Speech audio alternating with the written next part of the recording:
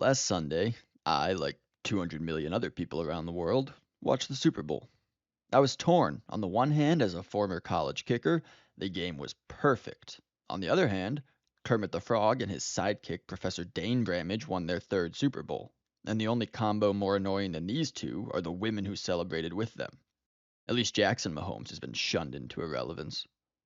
But it was a nice surprise during an offensive stalemate to go to commercial and all of a sudden, Deadpool! No way! High five! it's tough to get excited about any superhero movie these days, but of course, Deadpool isn't just any superhero. In fact, the sorry landscape of superhero content is perfect for a self aware character played by a charismatic actor with a relentless, irreverent sense of humor to make a splash. And honestly, I'm looking forward to it, which is the first time I've said that about an MCU project since I got pumped to see Taskmaster and Black Widow. And then Disney stomped on my throat and helped me remember why people turn to heroin. This trailer had two lines that got genuine laughs out of me. Mr. Wilson, you appear to have soiled yourself while unconscious. I wasn't unconscious. Who are you? Don't just stand there, you ape. Give me a hand up. Nope, I'm actually okay. Thank you very much. The ceiling is high for this movie, and the floor doesn't feel like it's all that low either. I'll be surprised if it falls short of the first two movies at the box office. Unlike lots of other stars of Disney movies that didn't exactly inspire excitement for their movies, Ryan Reynolds is one of the most universally beloved celebrities in Hollywood, and one of the only ones left of that ilk. So the marketing will be simple. Just put him in front of cameras and let him be himself. And bonus points for having Hugh Jackman with him. Or maybe even better yet, have them do press separately and continue their beef. Ryan Reynolds is a complete and total Could create some viral moments that are perfect to cut together for TikTok or Instagram videos. With these two, this movie has the potential to be absolutely hilarious. The more we see Ryan Reynolds as Deadpool, the more he reminds me of Robert Downey Jr. playing Iron Man. Like he doesn't even have to act, he just is that character. He and Hugh Jackman have great chemistry that showcases they really are two of the most charismatic guys in Hollywood. Let's see Ryan Reynolds do that. And I'm not even professionally trained, Jackman, you piece of.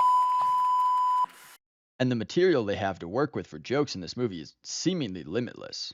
From the state of superhero movies in general, to the convoluted mess that is the MCU, where no one can explain what's going on or what the stakes are anymore, to Disney's insistence on cramming a strong female character into every story in the universe that these two are joining, to the polar opposite characters of Deadpool and Wolverine, they're certainly not lacking for subject matter.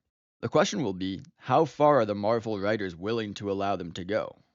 Has this meant a battle for Reynolds and Jackman to get any jokes in at the expense of Disney? Are the MCU creators willing to put their egos aside for a bit and allow Deadpool and Wolverine to humiliate them and make them a lot of money in the process? Maybe. They made sure to include a joke in the trailer to lead us to believe they are, at least. I'm the Messiah. I am Marvel Jesus. But is this movie the MCU's Messiah? Is Deadpool Marvel Jesus? I mean, it's possible. In the case of the MCU, Like Ben Trey in Vietnam. The village must be destroyed before it can be saved. so if Deadpool nukes the TVA and somehow locks the multiverses apart, and we go back to just one timeline with a small subset of characters we think can have good stories told about them, then sure, burn it all. Burn it all! Hey, get out of here. We're trying to get back to good Marvel. Get rid of all of it. The TVA, the time travel, the multiverses, Kang. I'll even give you a pass at providing a good explanation for how it all happens. It's not like it can make less sense than everything else that's led us to this point. And once it's done, give us small, self-contained, good stories to restore our confidence in the MCU. Microdose us. Remember that it takes time. It took 21 movies to get to Endgame. But Disney seemed to assume that it could continue at that scope into the future with new characters. Disney was wrong. It's time to reset. But I don't think for a second that's what'll happen. I think we'll get a solid action comedy that's hopefully better than Deadpool 2 and maybe even better than the first one. And if we get that, as someone who has lost all anticipation that the MCU will be a reliable source of good storytelling, or even just entertainment, I'll be more than happy.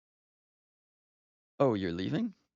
But you didn't subscribe. Oh, you're just going to the store to get more milk? Okay, then I'll see you soon, Dad. I mean, just, bye.